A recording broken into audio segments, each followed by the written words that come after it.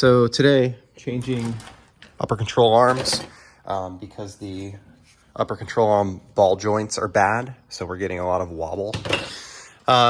So this is fairly easy to do. This is the passenger side. I've already kind of taken it apart, obviously. You start off by removing the bolt here that is attached to the bottom of the shock. So that comes out 17 millimeter. There are two 12s that hold this brake line to the side of the strut. So you remove those. And then this can kind of come down and out of the way once you remove the bolt that's in the upper control arm. So this normally sits right here.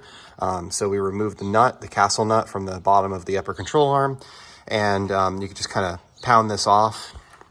Once this comes off, you need to remove the top of the strut, which is right here. And then remove the two nuts from the top of this. So the assembly is going to be the reverse of the disassembly, obviously. Something important to note is that there is a right and a left to this.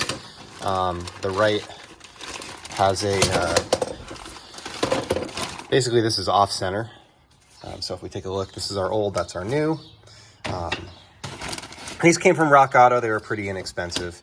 And it comes with a new castle nuts, so you don't have to worry about beating up your old one. And it came with new top retainer plate and top retainer nuts. So what we're gonna do is we're gonna remove this nut and this nut here. These are already in and not tight, so we'll have to get those tight. So we'll get this put on and tighten these bolts here.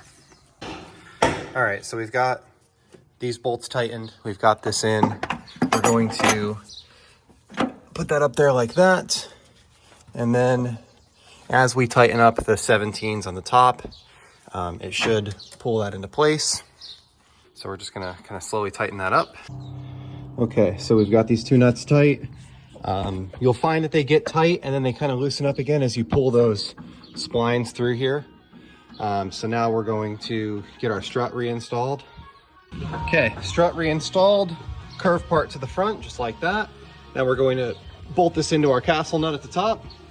When you pull the castle nut off, this is a protective cap. So this is gonna go right up there. Okay, so we've got our castle nut tightened up, new cotter pin installed. I'm gonna get these brake lines bolted back on. You'll see that I already did the one, just like this. When you're putting your strut back in, make sure that you clear these brake lines. All right, those are in. Last but not least, we're gonna put our bolt through here and the nut on the other side. Okay, lower bolt installed. And Eric got this side done. So now both sides are complete. And we don't have the play that we used to have where this was moving back and forth. So it should be able to be aligned and maybe ride a little bit better going down the highway.